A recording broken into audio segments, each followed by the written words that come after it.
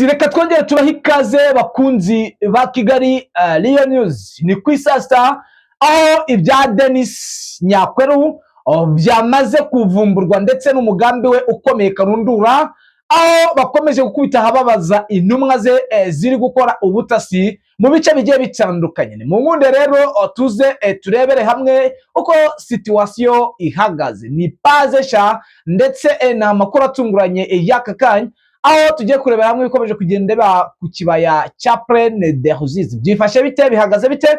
Ni mu gihe kandi hafi neza n'umujyi wa Uvira ibintu byahinduye isura. Turarebera hamwe uko Poezero bimeze, ukwiganaho gukomeye ku mpande zombi. Turanyarukira no muri Nord Kivu turebe ko situation ihagaze.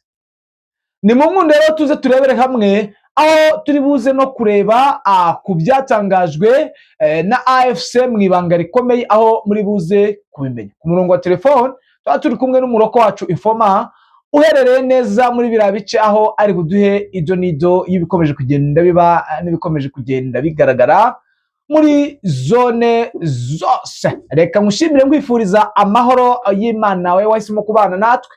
Ikindi kandi nawe ukiza bwa mbere cyangwa ukibona uno muyoboro wa Kigali Real News, icyo usabwa ni ugukanda subscribe, bityo ukiyongera mu mubare w'abanyamuryango badahema kumva amakuru acukumbuye kandi yizewe. Ni kuri uyu wa kane, aha ni ku itariki 26 z'ukwezi kwa gatatu 2026. Nje muri kumva kandi tugiye gukomezanya ni Damien Habumugisha. Ku murongo wa telefone turi kumwe na Bwana Bizima. Bwana Bizima, wiriwe neza?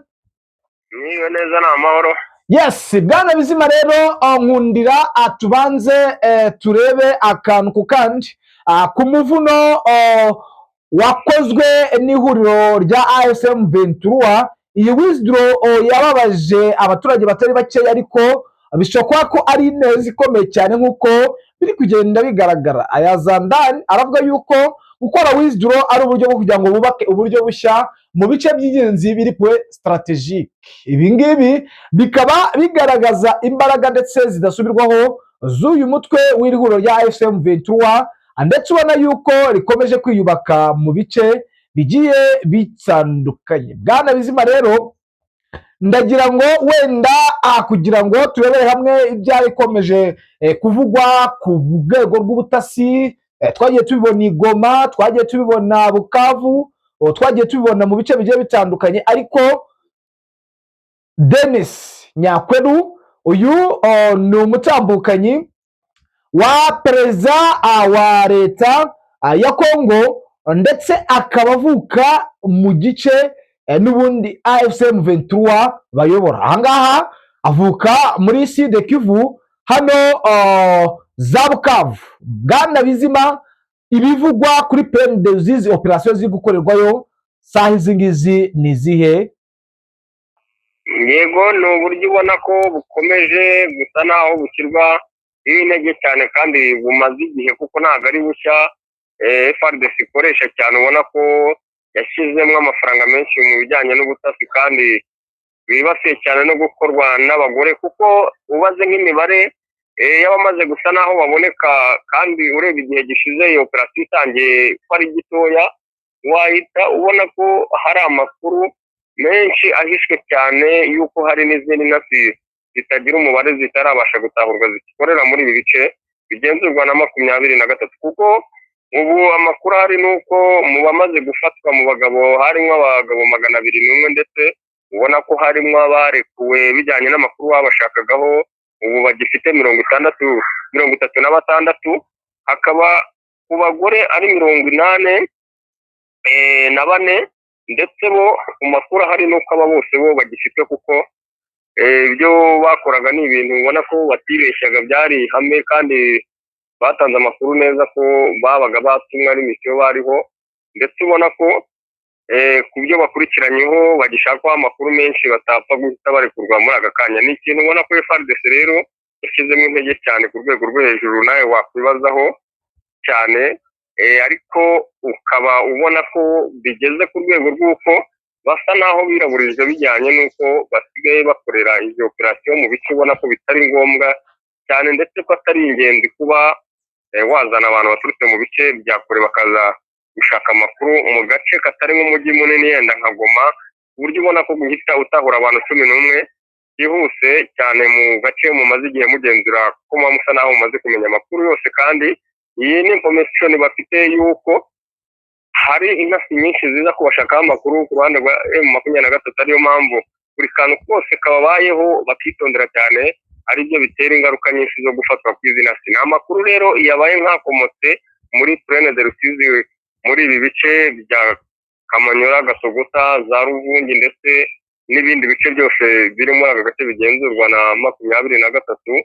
Amakuru ubona ko izi ntasi zaturutse mu bice bitandukanye, harimo Bukavu ndetse no mu tundi tujiji dutoya twafashwe na M23 mu bihe byakambutse, bari mu buryo bwo gushaka uburyo binjirira muri iki gice cya Plaine de Rusizi mu gushaka amakuru nyayo yihuse yo gutanga bijyanye no kubona ko iyo operation isa naho yagoye cyane FARDC kuri iyi force ya M23 iri muri iki gice cya Plaine de Rusizi. Rero ni intasi z'abakobwa 11 binjiye muri ibi bice mu buryo bwo gusa naho bisanisha n'ingabo za M23 muri ibi bice, muri bwa buryo igitsina gore kireshya abagabo, mbese bumva ko byanze bikunze nibamara kubigiraho inshuti mu gihe cyose bari buhamare, kuko ni agace bari bagezemo nyuma y'amasaha 72, urumva ni iminsi 3 bari muri iki gice. Rero ni ikintu ubona ko kateguwe mu buryo buhanitse cyane, ariko kikaba hari intasi za M23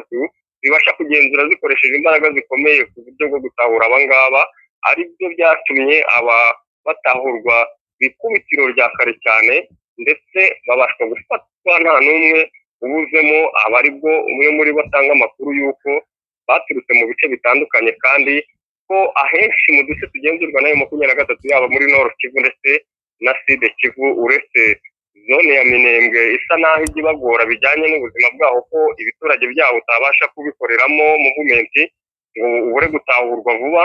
Rero ibindi bice byose birimo intasi cyane zimwe zitaratahurwa, zigishakisha amakuru yose yo gutanga ku mwanzi, harimo kureba uburyo operation ziri gutegurwa, kuba bafite umugambi wo kuba bahitana bamwe mu bayobozi, nubwo ari cyo kibakoraho kigoye cyane kuko M23 ifite amakuru akomeye. Rero ni umugambi ubona ko FARDC yashizemo imbaraga cyane, ariko ukomeje gutahurwa ku buryo bwihuse cyane, kuko misiyo zabo iteka kenshi zirafiyaringa, bigaragara ko M23 yabishizemo imbaraga. Yes, Bwana Bizima kuri Frontline, nyuma yuko Denis Mukwege ajya atangaza ko intambara zikomeje kuba ibindi ndetse ibintu bikomeje kugenda bigaragara ku butaka bwa Kongo biteje inkeke. Bwana Bizima, wowe byifashe bite kuri Frontline saha iyi ngiyi?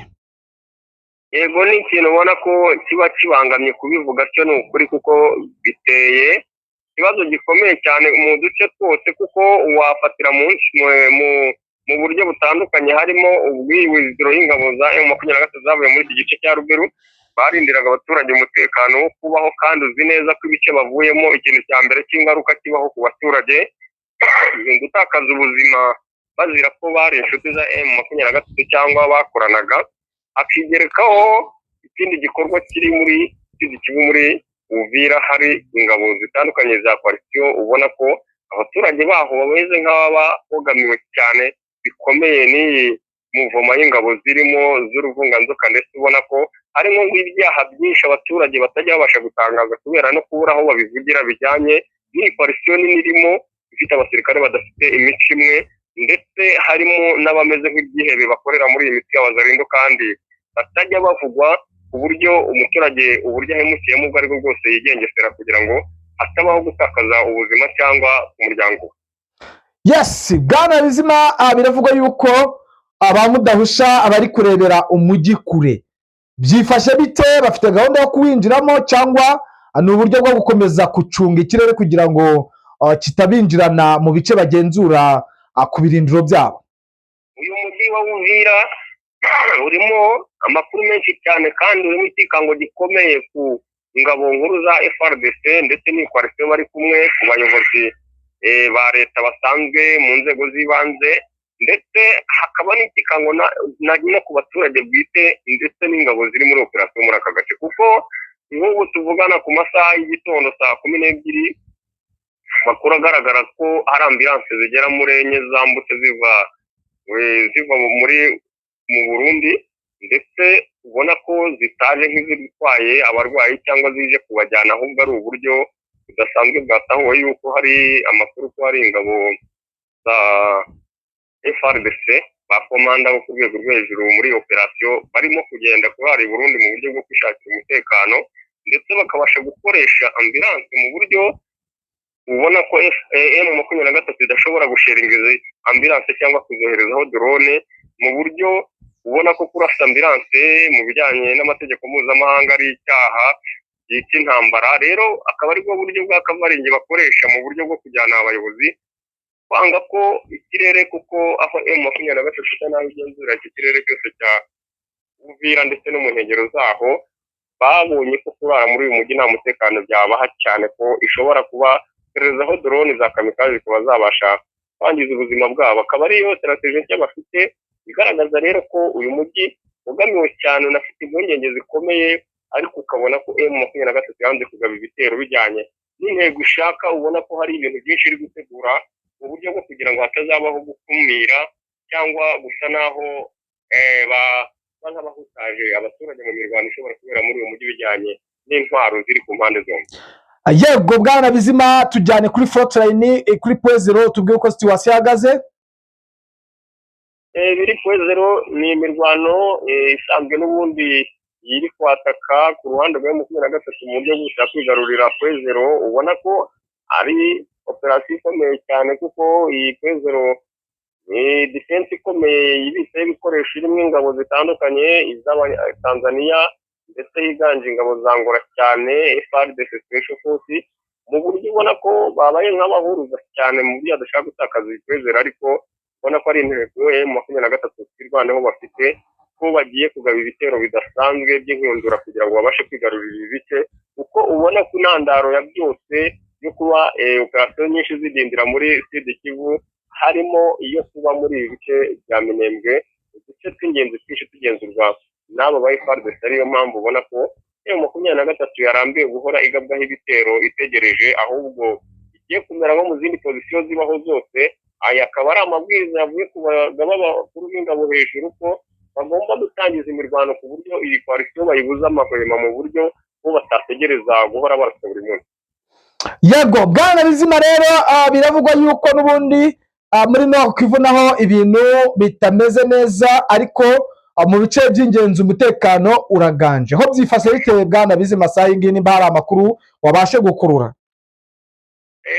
Najya bari kare kuko niho mfitiye amakuru, kandi mu masaha atambutse ubwo mu gace ka Barikare muri operasiyo ya M23 iri yakozwe na M23 mu gace ka groupement ya Kisimba ndetse muri village ya Kayirenge.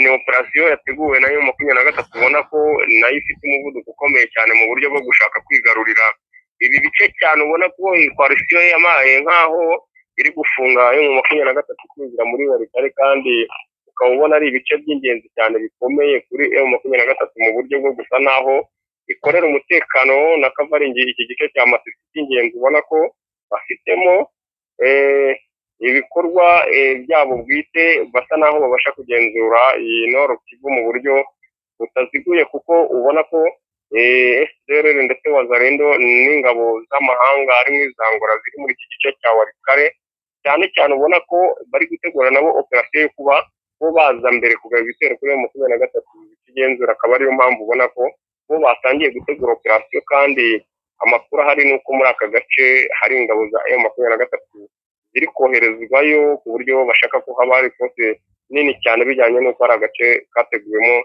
na operasiyo zikomeye ku ruhande rwa FARDC. Yes bwana Bizima, reka tugushimire tukwifuriza kugira isasa nziza. Namwe bakunzi ba Kigali News, reka tubashimire tubifuriza kugubwa neza, ndetse ababonye amafunguro tubifuriza isasa nziza, abatabonye tubifuriza kwihangana cyane cyane, ariko twihanganisha bikomeye abarwayi, abari mu bibazo bikomeye, ndetse n'abari muri zone y'intambara. Ciao, Imana ikomeze ibane namwe. Update zo nakagaruka.